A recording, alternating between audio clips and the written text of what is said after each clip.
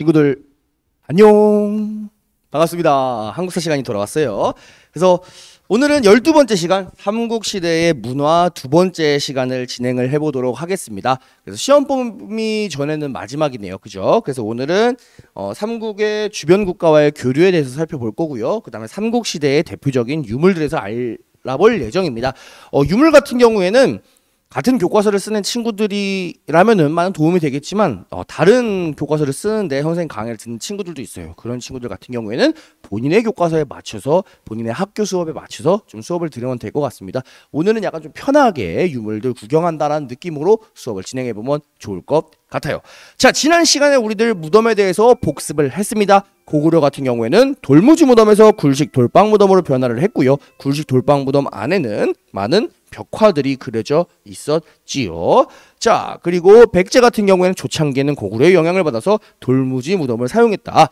서울의 석촌동 고분이 굉장히 유명한 돌무지 무덤이었다. 자, 후기로 가게 되면은 굴식 돌방 무덤인데 예외적으로 벽돌 무덤이 있더라. 무령왕 때였죠. 무령왕 같은 경우에는 중국과 교류를 활발히 했기 때문에 중국 양식이었던 벽돌 무덤을 사용했다. 예외적으로 알아두시고요. 신라의 경우에는 후반부에는 굴식 돌방 무덤이지만 초창기에는 돌무지 덧널 무덤이었다. 돌무지 덧널 무덤은 굉장히 도굴하기가 어려웠기 때문에 상당히 많은 껴묻거리가 등장했다. 이런 거 여러분들이 기억하고 있을 겁니다. 대표적인 돌무지 덧널 무덤의 출토품으로는 뭐 금관이나 천마총에서 나왔던 천마도 이런 것들 여러분들이 체크를 해주실 수 있을 겁니다. 자, 넘어가도록 하겠습니다. 자, 교류 본격적으로 보도록 하겠습니다. 우리가 생각하기에 옛날 사람들은 그냥 단순히 좀 오래된 사람이고 옛날 사람이고 후식이기 때문에 한반도에만 머물러 있을 거라고 생각을 하는데 그것이 아닙니다. 유라시아 대륙에 있던 여러 가지 교역류를 통해서 많이 연결이 되었어요. 그래서 우리가 어떤 길이 있느냐, 세계에 당시에 초원으로 가는 초원길이 있고요. 그 다음에 사막으로 가는 사막길이 있습니다. 그리고 바다로 가는 바닷길이 있어요. 이러한 교역로를 통해서 교류를 했다. 그런데 사막길에 같은 경우에는 별명이 있으니 그 별명이 바로 비단길이었다. 비단길 같은 경우에는 한나라 무제 때 장건을 서역으로 파견하면서 만들어졌던 거 여러분이 기억하고 있을 겁니다. 그래서 이런 세 가지로 많이 교류를 했다. 중국 혹은 서역과 교류했다. 뭐 이 정도 그냥 가볍게 생각해 주면 되겠습니다. 너무 쉽죠? 그래서 보시게 되면은 자, 이쪽에 사마르칸트라고 하는 동네가 있어요. 우리나라랑 상당히 멀리 떨어져 있네요. 근데 그 사마르칸트에 궁궐에 벽화가 있어서 보니까 특이한 모자를 쓴 사람이 등장을 하네요. 자, 이 사람들의 국적 어디일까요? 고구려입니다. 어떻게 알 수 있을까요? 머리에 독특한 모양의 새 깃털로 장식한 걸 썼잖아. 우리 사진 화살 쫙 하는 그 고구려 사진에서 봤을 겁니다. 머리를 깃털로 장식한 거는 고구려의 패션이라고. 자, 그래서 고구려가 그죠? 어떻게 갔을까 몰라요. 그죠? 상당한 교류를 했다. 넘어가도록 하겠습니다. 자, 고구려의 고분벽화에 나오는 그림인데요. 두 명이 씨름을 하고 있습니다. 이 얼굴을 확대해 보니까 자, 이 사람은 코리안이 확실합니다. 코리안처럼 생겼죠. 하지만 이 사람은 어때요? 아, 외국인이에요. 외국인. 아, 눈도 착 찢어지고 그다음에 눈이 이렇게 뭐라 그래야 될까? 약간 모양도 다르고 코도 이렇게 크고 그다음 턱도 탁 튀어나오고 그죠? 뭔가 외국인 같이 생기지 않았습니까? 약간 아랍 지역 사람 같이 생겼는데 그러니까 외국인이 와가지고 씨름하는 거. 그러니까 그만큼 고구려에서 교류가 활발했다. 뭐 이런 것들 여러분 체크해 줄 수 있을 겁니다. 자, 이 그림은 여러분 교과서에 나오는 경주에서 나온 보검입니다. 그런데 경주 지역에서만 발견되는 게 아니라 비슷한 형식을 띤 이것들이 어떻게 된다? 이쪽 루트를 타서 이쪽 유라시아 대륙 곳곳에서 발견되고 있다. 이것은 동서의 활발한 교류를 상징한다. 여러분이 이렇게 생각해 줄 수 있겠습니다. 넘어가겠습니다. 자, 그 다음에 신라의 돌무지 덧널면서 많이 발견되는 신라의 유리 제품들입니다. 그런데 당시에 신라에는 유리를 제작할 수 있는 기술이 없었습니다. 이러한 유리 제품들을 우리는 뭐라고 부르냐? 로만 글라스라고 부르는데 이 로만 글라스 역시 이쪽 지역에서 시작돼서 보통 흑해 지역, 옛날 로마 제국이 장악했던 그런 지역에서 시작해가지고 전 세계로 뻗어 나갔습니다. 뭐 이쪽으로 갔겠네요. 그죠? 여러분 보시게 되면은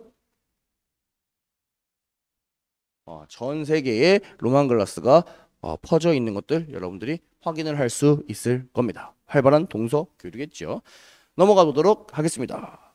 자, 그러면은 어느 정도 우리가 중국 혹은 서역 쪽과의 그 세 개의 루트를 통한 교류는 확인을 해봤으니까 이번에는 우리나라의 동쪽, 동남쪽에 있는 일본과의 교류를 해보겠습니다. 아무래도 일본이 우리나라와 제일 가까이 붙어있는 나라이기 때문에 과거부터 활발하게 교류를 했겠죠. 고대 한반도에서 수많은 사람들이 일본으로 건너갑니다. 그래서 일본의 초기 문화를 형성하는데 많은 영향을 주어요. 일본에서는 이러한 한반도 출신의 사람들을 부르는 특별한 역사 용어가 있습니다. 그 용어를 뭐라고 부르냐? 바로 도레인이라고 부릅니다. 건널 도올레 사람인, 바다를 건너서 온 사람들이다 라고 하는 역사 용어가 있을 정도로 일본의 초기 문화 형성에 지대한 영향을 끼쳤지요. 청동기 문화, 불교, 한자, 유교, 천문학, 과학, 미술, 조선소, 철기, 토기 등 다양한 문화들, 일본의 고대 문화인 아스카 문화가 성립하는데 많은 영향을 주었던 것이 한반도 출신의 도레인입니다. 뭐 근데 그렇다고 해서 뭐 일본의 고대는 뭐 우리가 다 만들어준 거야, 일본 애들은 뭐 우리한테 다 배워간 거야, 뭐 그렇게까지 생각할 필요는 없습니다. 문화라고 하는 것들은 워낙에 전파가 되고요. 우리나라의 오리지널리티가 일본어로 전화된 것도 있겠지만 우리나라 역시 중국에서 배워온 것이 또 일본으로 넘어가게 되고, 사실 불교 같은 것들은 어때요? 불교 같은 것들은 원래는 인도 거죠. 인도에서 중국으로 가고 중국에서 한국으로 오고 한국에서 일본으로 건너갔다. 뭐 이렇게 문화의 흐름들이 서로 교류를 했다, 이렇게 생각해주면 좋겠습니다. 그래서 여러분 교과서에 뭐 백제가 선물한 바둑판 이런 사진들 보면은 상당히 그 세련되고 멋있고 그죠? 공예 기술이 발달했음을 우리가 엿볼 수 있습니다. 정말 아주 멋있어요. 그리고 이렇게 엑스레이로 찍어보니까 이렇게 쭉 당기면은 자동으로 반대쪽도 열리게 설계한 점이 아주 멋있네요. 넘어가도록 하겠습니다. 여러분 교과서에 호류지에라고 하는 일본 절이 있습니다. 호류지의 5층 목탑과 금당 이런 사진이 나오는데요. 이게 일본에 있는 굉장히 유명한 절입니다. 굉장히 오래되었고요. 지은 지 1500년 정도 되었습니다. 자, 이 건물을 누가 지었냐? 그러면은 이 건물은 도레인들이 이제 건너가서 혹은 도레인의 기술로서 지은 건물이 되겠습니다. 그러니까 어디 양식이다? 이게 백제 양식입니다. 자, 일본은 이렇게 오래된 1500년 된 나무 목조 건물이 남아있는 거야. 그런데 안타깝게도 우리나라에는 백제시대 때 지은 건물이 있을까요? 없을까요? 하나도 없습니다. 단 하나도 백제시대 때 지은 게 남아있지가 않아요. 그러면 우리가 백제의 건물을 복원할 때 보고 복원할 게 없잖아요. 그렇죠? 그럼 뭘 보고 복원해야 될까? 이거 보고 복원합니다. 자, 우리나라 부여, 그러니까 사비 지역이죠. 사비 지역에 백제 문화원이라고 하는 그런 약간 테마파크 형식의 그런 공원 같은 것이 있습니다. 이곳에다가 백제의 절이었던 능사라고 하는 절을 복원을 해놨어요. 그런데 이 능사라고 하는 절에도 역시 금당과 5층 목탑이 있습니다. 이런 것들을 복원을 할 때 일본의 호류지를 다시 보면서 이 안에 남아있는 백제 양식들을 추출을 해서 이제 복원을 하는데 활용을 했다고 합니다. 이걸 그대로 다시 갖다 만들 수는 없어요. 왜냐하면 일본 애들도 백제 스타일로 지은 다음에 수백 년 동안 지나면서 굉장히 보수 공사를 하면서 일본 스타일이 많이 첨가가 됐거든요. 예를 들어서 5층 목탑이죠. 1, 2, 3, 4, 5. 그런데 여기 아래에 약간 0.5층 같은 느낌의 지붕이 하나 있어요. 이런 것들을 덧대는 거는 일본 스타일이에요. 그러니까 이런 것들은 복원할 때는 우리나라에서는 제외를 했겠죠. 그런 식으로 복원을 하는 거예요. 그래서 우리나라의 문화가 우리나라를 통해서 일본으로 건너간 다음에 우리나라에서는 단절됐지만 일본에 남아있다가 다시 우리나라로 들어오는 이러한 흐름이 선생님은 상당히 재밌지 않나.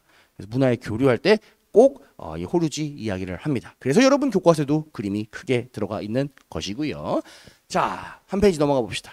이제 본격적으로 삼국의 대표적인 문화 유물의 사진을 보도록 하겠습니다. 불교, 도교, 유교, 과학기술 뭐 이런 식으로 여러 가지 종류를 나누어 가지고 문화유산을 설명을 하고 있는데, 가장 먼저 대표적으로 불교 시작해 보도록 하겠습니다.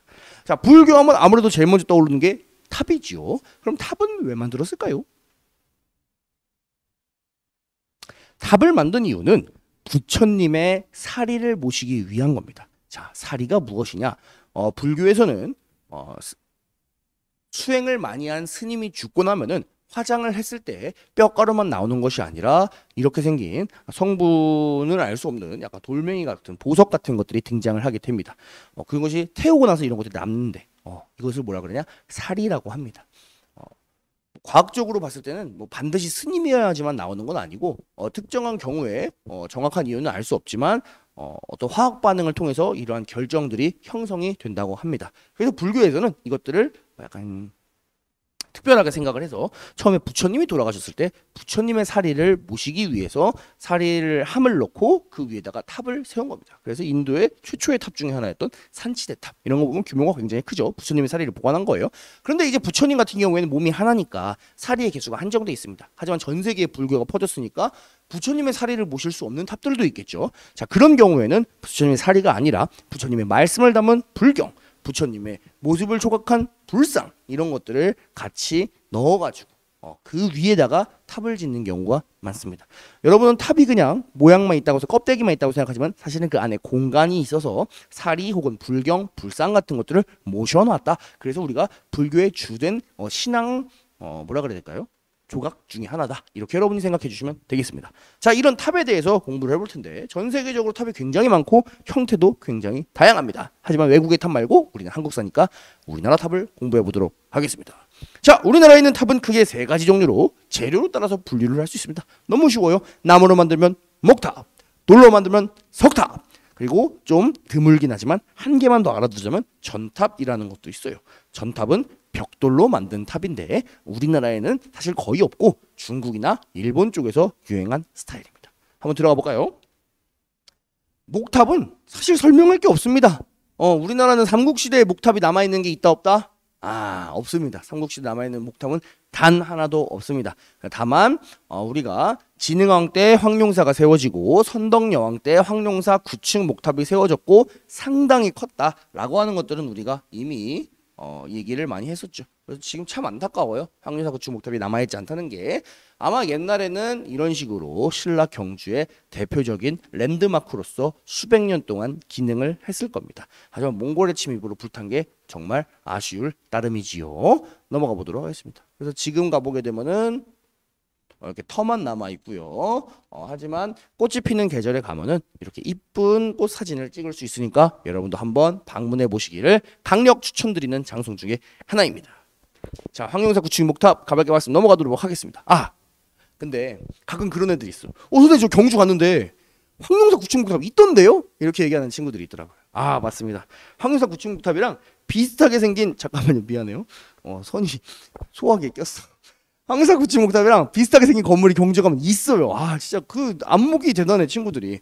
이 건물이죠, 그죠? 자, 경주에 가면은 보문단지라고 하는 관광단지에 중도타워라고 하는 큰 타워가 하나 서 있어요. 현대건축물이에요. 이거 보고 황룡사 9층 목탑 아니에요? 복원했던데요? 이렇게 얘기하는 친구들이 있는데 안타깝게도 황룡사 9층 목탑은 복원하지 않았고요. 아직 이 타워는 황룡사 9층 목탑에서 모티브를 따서 만든 현대식 건축물입니다. 안에 빌딩이어가지고 뭐 매점도 있고 카페도 있고 엘리베이터도 아니고 다 그래요. 네. 그래서 되게 사진 찍으면 엄청 이쁘게 나와요. 그래서 봄에 가면 봄꽃에 사진 명소예요.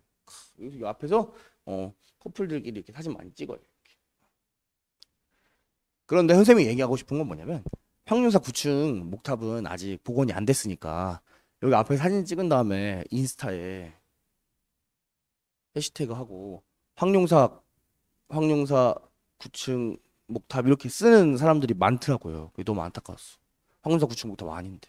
그러니까 우리 사진은 찍되 그냥 뭐 샵 경주 벚꽃 이쁘다 뭐 이런 걸로 해가지고 합시다. 황룡사 9층 목탑이라고 하면은 약간 좀 역사 시간에 너무 좋은 것 같잖아요, 그죠? 그래서 또 그러니까 이쁜데 아쉬운 건 뭐냐면 왜 그러냐면은 이게 현대 빌딩이니까 빌딩은 아무래도 공간의 면적을 넓히는 게 유리하겠죠. 그러다 보니까 한 층이 되게 넓어요.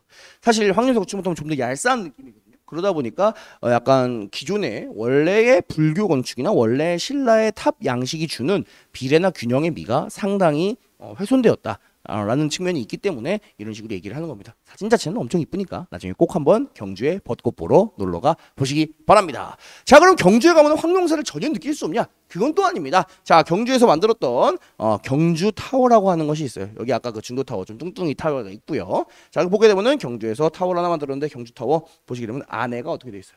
비어 있어요. 우리는 황룡사의 진짜 모습을 알 수 없기 때문에 진짜 안에 부분은 상상해서 채워 넣어라 이런 느낌이겠죠. 기본적인 형식 정도만 우리가 볼 수 있고요. 밤에 보면은 굉장히 이쁘네요, 야경이, 그죠? 그래서 황룡사의 모습을 우리가 상상할 수 있게 해놨던 것이 경주 타워입니다. 뭐 어디가 되어도 좋으니까 낮에는 그 현대식 건축물 가고요. 밤에는 경주타워 앞에 와서 사진 찍고 이러면 경주 여행이 굉장히 문화적으로 풍부해지지 않을까 생각을 해봅니다. 맨날 경주빵만 먹지 말고요. 넘어가도록 하겠습니다. 자, 우리나라에 남아있는 탑 중에 가장 오래되었으며 가장 거대한 석탑인 익산 미륵사지 석탑에 대해서 알아보겠습니다. 자, 백제의 탑입니다. 오늘 여러분은 여러 가지 유물을 볼 때 유물의 이름을 외우는 것도 중요하지만 가장 먼저 해야 될 거는 이 유물이 어느 나라 건지는 반드시 기억을 해줬으면 좋겠어요. 알겠습니까? 어느 나라 건지 반드시 알아야 되고요. 그거에 뒤이어서 이름이랑 특징까지 알면 정말 완벽하겠지요. 자, 익산 미륵사지 석탑. 근데 생긴 걸 딱 보니까 어때요?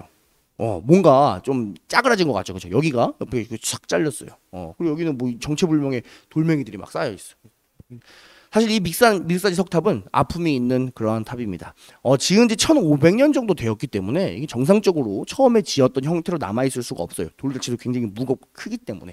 그래서 일제강점기 때 사진을 한번 보도록 하겠습니다. 어떤 사진이냐? 1900년대 초반에 앞에서 찍으면은 이렇게 좀 잘리긴 했지만 그래도 서 있어. 근데 뒤에서 보게 되면은 어때요? 다 무너졌죠. 그러니까 이쪽에서 사진을 찍으면은 이렇게 나오는 거고요. 이거를 여기 뒤쪽에서 찍으면은 이렇게 나오는 겁니다. 그러니까 다 무너져 내린 거예요. 그러니까 어떻게 해야 되죠? 무너져 내린 걸. 지금 그때 당장 복원을 했다면 좋았겠지만 뭐 일제 강점기였기 때문에 뭐 그럴 여력도 없고 그 다음에 뭐 복원을 제대로 할 수 있는 뭐 기술도 부족했을 것이며 굳이 뭐 복원을 할 필요성을 못 느꼈을 수도 있죠. 자, 하지만 어찌든지 간에 중요한 것은 이거를 무너지지 않게 막는 거였습니다. 그거에 대해서는 일본 사람들도 동감을 했던 것 같아요. 그래서 일본 사람들이 이것을 보호 조치를 하기 위해서 당시에 나름 최신 기술로 보호 조치를 실시를 했습니다. 그 보호 조치가 뭐였냐? 바로 시멘트를 덮었어요. 뭐 이거를 일부러 훼손시키려고 시멘트를 덮은 건 아닐 겁니다. 일부러 훼손시킬 거였으면 그냥 무너지게 가만 놔뒀으면 되니까요. 근데 일단 무너지지 않게 하는 게 최우선이었기 때문에 시멘트를 이렇게 뒤쪽 부분에다가 덮었습니다. 여기 뒤쪽에 무너져 내린 돌멩이들이 굉장히 많죠. 이 돌멩이들 정확한 위치를 알 수 없으니까 일단 잃어버리지 않게 한 곳에다가 쌓아놔 해서 쌓아놓고요. 야, 이거 무너진 거 이거 이대로 두다간 이것도 홀랑 무너지니까 무너지지 못하게 뒤에 메꿔 라고 해서 시멘트로 메꾼 겁니다. 그래서 정말 일본이 이런 보호 조치를 뭐 해줬다고 해야 되나요? 어쨌든 일본 애들이 했으니까 그러고 나서 진짜 안 무너졌어요. 시멘트로 이렇게 꽉 했는데 무너질 수가 없죠, 그죠?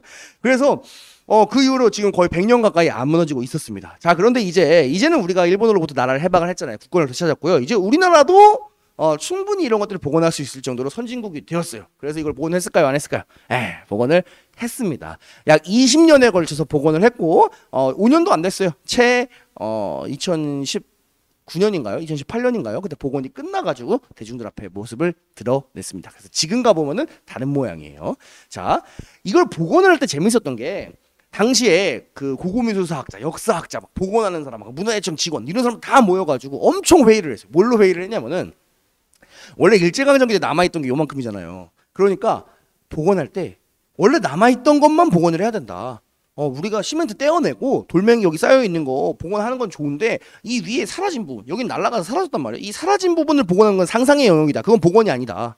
라고 주장하는 사람들, 부분으로 복원해야 된다. 어떤 사람들은 아니다, 완전으로 복원해야 된다. 그러니까 탑을 복원하는 거는 원형을 되찾기 위한 건데 원형도 아닌 상태로 이대로 복원하면 이게 무슨 의미냐. 원래 진짜 백제 때의 모습을 우리가 찾아줘야 되는 게 맞는 거다 라고 주장하는 사람들이 있습니다. 정말 둘이 치열하게 의견을 대립을 했습니다. 원래 미륵사지에는 탑이 3개가 있었어요. 가운데는 커다란 목탑이 있었고요. 목탑은 당연히 불타서 없어졌겠죠. 양쪽에 석탑이 하나씩 있었는데 사실 이쪽에 있는 탑은 이미 한 개도 없이 부서졌습니다. 아예 돌멩이 흔적 파편만 남아 있었어. 그 파편만 남아 있는 거를 옛날 박정희 정권 때 새롭게 세핑으로 만든 게 바로 이 동탑. 이런 식으로 하나를 만들었습니다. 이건 이미 있는 상태였고 이제 남아있는 이거 콘크리트 떼고 복원을 할 건데 제대로 할 건데 어떻게 하면 좋겠냐. 진짜 옛날 스타일로 하나하나 한 땀 한 땀 제대로 할 건데 어떻게 복원할래 해서 막 고민을 했던 거예요.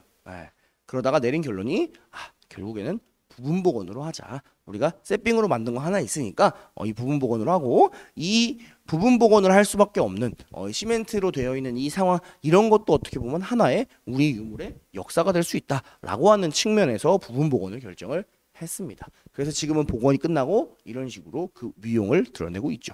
실제로 가보면은 규모가 엄청 크잖아요. 그래서 와 멋있다는 느낌도 들면서 또 뭔가 완성이 안 된 것 같은 느낌도 사실 없지 않아 있기는 해요. 왜냐 다 완성 끝까지 복원을 한 건 아니니까요. 그래도 옛날보다 훨씬 낫죠. 그죠? 시멘트로 둘러싸였던 사진보다는 훨씬 이뻐진 거 여러분들이 확인을 할 수 있을 겁니다. 자, 말을 안 듣냐? 내려가는 게 안 된다. 됐다. 그리고 여기 시멘트 다 뺏겨냈죠. 미안해요. 시멘트 다 이씨. 시멘트를 다 벗겨내고 이제는 여기 아래쪽에 쌓여있던 돌멩이들을 위치를 다 찾아가지고 돌 위로 쌓아주는 형식으로 옛날 백제 때의 돌멩이를 최대한 활용을 하는 방식으로 복원을 진행을 했다고 합니다. 그래서 보게 되면은 최근에 복원한 것과 뒤쪽에 있는 옛날에 쇠로 만들었던 거 두 개가 같이 있고요. 밤에 보면은 더욱 이쁘네요. 그죠? 자, 익산 미륵사지 석탑입니다. 나중에 한번 익산 놀러가 보세요. 넘어가도록 하겠습니다. 자, 그 아래는 신라의 분황사 모전 석탑이 있습니다. 신라 거예요. 자, 선생님, 그런데 분황사 석탑이면 석탑이지 분황사 모전 석탑은 뭔가요? 날카로운 질문입니다. 자, 원래 우리 석탑은 돌로 만들 거고 전탑은 뭐라 그랬어요?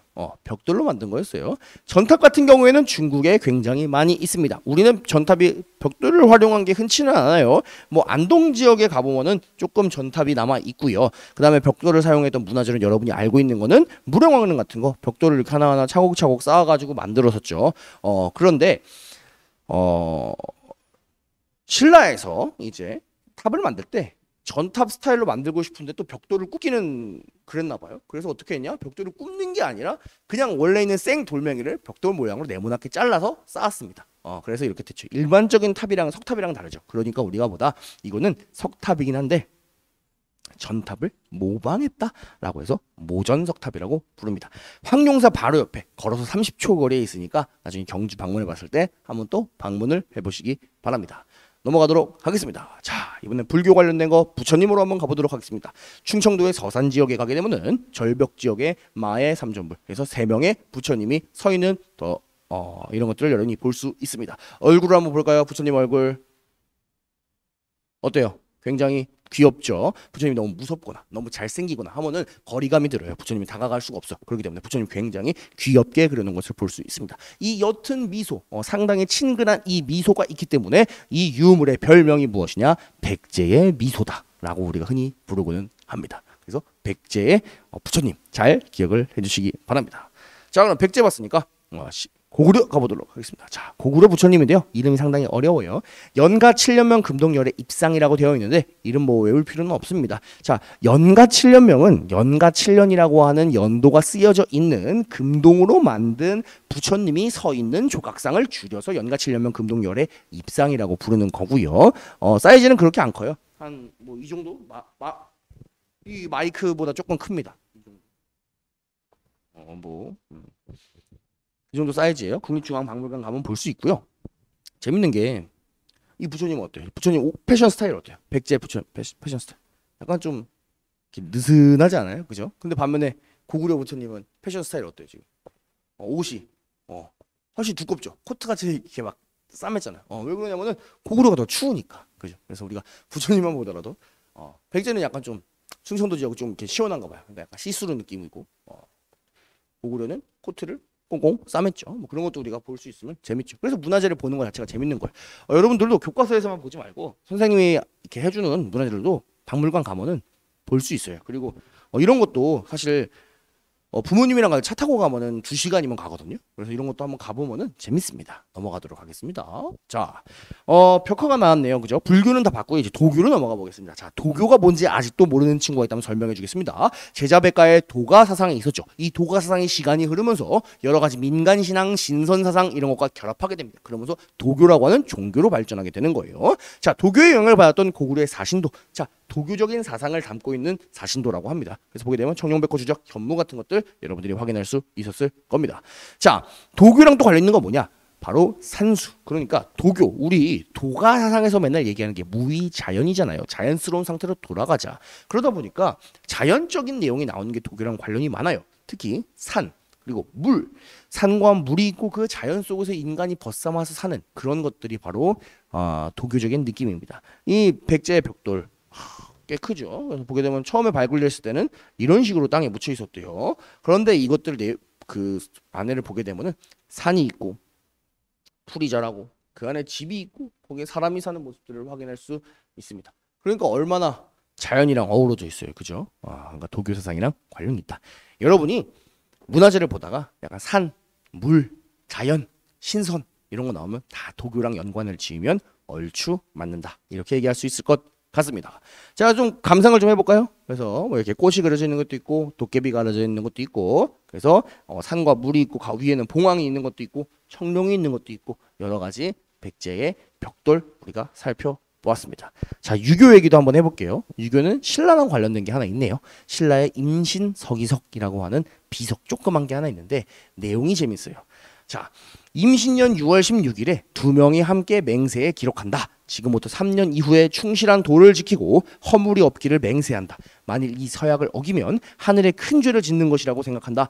만일 나라가 편안하지 않고 크게 세상이 어지러워지면 모름지기 행동을 할 것을 맹세한다. 또한 앞서서 신민년 7월 22일에 크게 맹세하였다. 즉 시, 상서, 예기, 전 이러한 유교 책들을 차례대로 습득하기를 맹세하되 단 앞으로 3년 안에 이 책들을 마스터하겠다라고서 둘이서 맹세를 하고 그 내용을 우리 진짜 반드시 약속이야, 꼭 약속이야 라고 하면서 돌멩이에다가 써놓은 게 임신석유석입니다. 근데 그게 안 없어지고 유물이 된 거예요.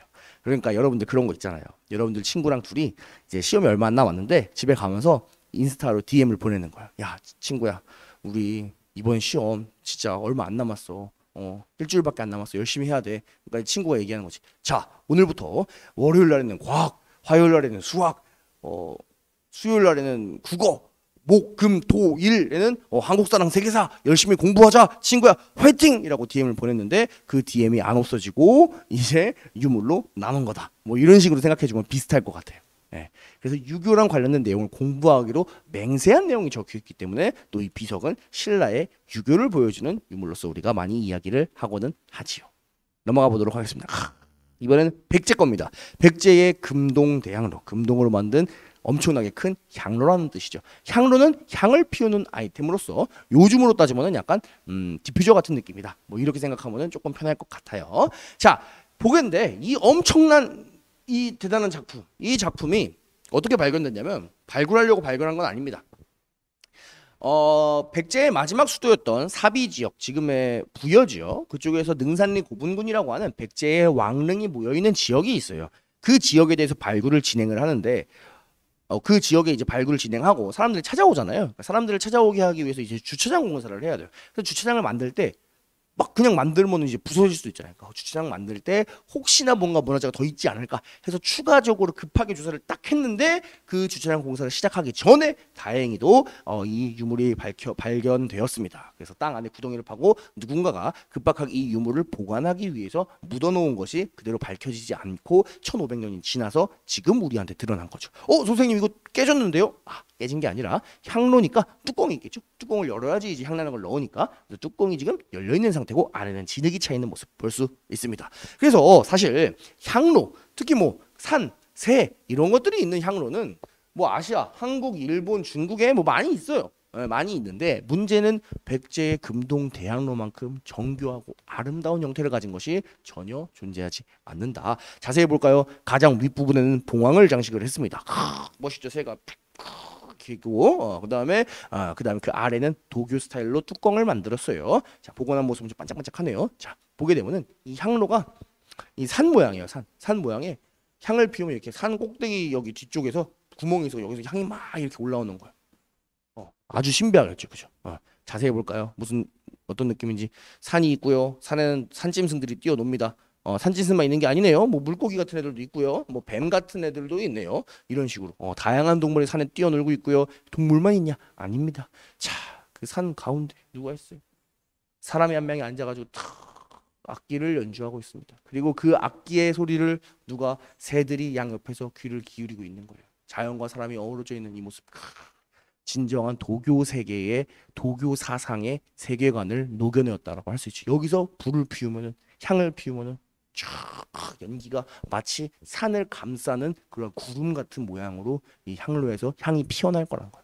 얼마나 멋있습니까? 그리고 이 도교관을 세계관을 바치고 있는 도교적 세계관을 바치고 있는 아래쪽에는 뭐가 있냐? 바로 불교 스타일입니다. 뭐예요? 꽃이죠. 무슨 꽃일까요? 연꽃입니다. 불교에서 연꽃 중요하게 생각하잖아요. 여러분 부처님 오신 날 되면은 길거리에 연꽃만이 매다는 거 볼 수 있죠. 불교에서는 왜 연꽃을 중요하게 생각하냐? 연꽃은 연못에서 피잖아요. 그죠? 연못의 진흙탕에서 더럽다고 생각하는 그런 진흙탕에서 깨끗하게 피어나는 꽃이 연꽃입니다. 그렇기 때문에 더러운 이러한 세상 속에서도 마치 연꽃이 피어나듯이 우리는 진리를 추구해야 된다라고 하는 불교적인 가르침, 그런 것들을 형상화하는 거기 때문에 연꽃이 굉장히 불교에서는 중요하죠. 그래서 부처님이 앉아 있는 것도 다 연꽃을 상징했던 그런 부분들이 많습니다. 그런데 이 불교적인 세계를 상징하는 연꽃이 밑에서 쫙 받치고 있는 거죠. 그리고 그 아래를 장식하는 것은 무엇이냐? 바로 용입니다. 위에는 봉황으로 시작해서 아래는 용이 이렇게 대가리를 탁 쳐들고 팍 손톱으로, 보이죠? 이 손목의 꺾임이 선생님은 디테일이 아주 살아있다고 봐요. 이 발가락 하나가 탁 꺾여 있는 이게 딱 그 근육이 긴장되는 느낌이 딱 드는 게 이거 보통 디테일이 아니다라고 하는 생각이 들었습니다. 자, 그래서 정리를 하자면은 이게 당시 사람들이 갖고 있는 세계관과 종교관이 하나의 유물에 다 접합이 된 거예요. 위에는 봉황으로 시작해서 그 아래는 도교적인 세계관이 있고요. 그 도교적인 세계관, 도교적인 이상향을 불교적인 세계관이 탁 받치고 있는 거예요. 그리고 그 아래에는 용이 대가리를 실제로 보면은 정말 멋있습니다. 국립중앙박물관에는 복제품이 전시가 되어 있고요. 진품을 보고 싶으면은 사비, 그러니까 즉 부여 지역이죠. 부여의 국립부여박물관에 가면은 여러분이 진품을 볼 수 있으니까 꼭 가서 한번 볼 수 있는 기회가 되면은 좋겠네요. 됐습니까? 넘어가도록 하겠습니다. 자, 유명한 거죠. 신라의 천문대입니다. 전 세계에 남아 있는 천문대 유적 중에 가장 오래된, 세계에서 최고라고 하는 건 베스트가 아니라 올디스트를 얘기합니다. 가장 오래된 천문대를 이야기를 합니다. 그래서 여기 앞에 가가지고 수학여행에서 사진도 찍고 그래야 되는데, 그죠? 이제 코로나가 끝났으니까 다시 수학여행을 많이 갈 수 있잖아요. 그래서 경주 지역으로도 사실 수학여행 가면 진짜 재밌는데, 요새는 아무래도 제주도나 뭐 아니면 좀 플렉스 하고 싶으면 막 해외로 가고 그러잖아요. 그죠? 경주 지역도 수학여행 가면 재밌는데, 그죠? 가가지고 막 옛날에는 할아버지 할머니 세대 때는 수학여행 가면 막 첨송돼서 사진도 찍고 그랬대요. 선생님 2세대 아닙니다. 선생님 2세대 아니에요. 아주 옛날에 문화재 보호에 대한 생각이 적을 때 뭐 이런 사람들도 있었죠. 지금은 이렇게 하면 안 됩니다. 자, 마지막 문화재 보고 수업 마치도록 하겠습니다. 자, 황남대총에서 출토된 말안장 뒷가리개라고 하는 신라. 황남대총이니까 돌무지 전멸보덤 중에 제일 컸던 거 여러분 기억할 거예요. 그래서 이런 식으로 상당히 많이 훼손됐는데 원래 오리지널은 이런 모양이었을 거라고 합니다. 복원한 건 이래요. 굉장히 멋있죠. 굉장히 화려한데 이것이 어디다가 쓰였냐? 이런 식으로 말 안장 뒤쪽에다가 탁 받칠 수 있는 그런 가리개로 사용됐다고 합니다. 그런데 색깔이 굉장히 특이하죠. 초록 색깔, 영롱하게 빛나는 이 초록 색깔 어떻게 만들었을까? 바로 이 비단벌레의 날개를 떼서 한 땀 한 땀 비단벌레 얼마나 많이 죽었을까? 이 비단벌레들을 이용해서 만든 겁니다. 그래서 조금 징그럽기는 하지만 그 색깔이 영롱하고 굉장히 화려하죠. 그래서 사실 이 문화재 같은 경우에는 그러니까 보존이 굉장히 어려워가지고 발굴된 지 거의 30년이 지났는데도 아직 일반 대중한테 공개된 거는 뭐 3일인가밖에 안 됐습니다. 선생님도 경주에 한 10번을 갔지만 한 번도 본 적이 없어요. 그래서 언젠가는 꼭 실물로 보고 싶은데 상당히 아름답고 굉장히 화려한 그런 유물이다. 그래서 화려하지 않아요? 그죠? 멋있죠? 언젠가는 이런 상태긴 하지만 그래도 언젠가는 실물로 한번 꼭 보고 싶다. 여러분이 경주에 놀러 가게 계속 놀러 간 얘기만 하네요. 경주에 놀러 가게 되면은 시티 투어 버스가 있어요. 근데 그 시티 투어 버스가 어떻게 생겼냐? 이렇게 생겼어. 비단벌레. 비단벌레 형상. 가면은 아마 대부분의 사람들은 뭐 경주에 무슨 뭐 저런 이상하게 생긴 벌레차가 다 있어 이렇게 생각을 하는데, 그럴 때 옆에 여러분이 같이 간 부모님에게 얘기를 해주는 거예요. 엄마, 아빠, 이거는 그냥 이상한 벌레가 아니라 황남대총 돌무지 덧낼 무덤에서 껴못거리로 출토된 말 안장 뒷가리개가 비단벌레의 날개를 이용해가지고 만들었기 때문에 그것을 상징하기 위해서 일부러 경주에서 비단벌레 전기차를 만든 거야 라고 얘기를 하면 부모님이 얼마나 좋아하시겠어요. 그죠? 여행 간 김에 용돈도 더 줄 수도 있어. 경주빵도 막 사주고. 그죠? 그래서 여러분이 이런 것까지 잘 알아두시면 좋겠습니다. 좀 장황했지만 오늘은 무엇을 공부를 했냐? 삼국의 문화 두 번째 시간이었습니다. 첫 번째는 교류에 대한 이야기를 했었고요. 두 번째는 많은 우리가 문화재들 공부를 했습니다. 기본적으로 이름이나 국가 특징 같은 것들을 잘 기억해 주시면 좋겠죠. 그 중에서 국가는 좀 반드시 좀 알아줬으면 좋겠습니다. 어떤 게 고구려고 어떤 게 백제고 어떤 게 신라인지 정도는 우리가 알아야 되잖아요. 그죠? 좋습니다. 정말 수고 많았습니다. 중간고사 범위는 여기까지고요. 우리는 기말고사 범위로 다시 만나요. 한국사 공부 그때까지 재밌게 하시고요. 여러분 그럼 안녕.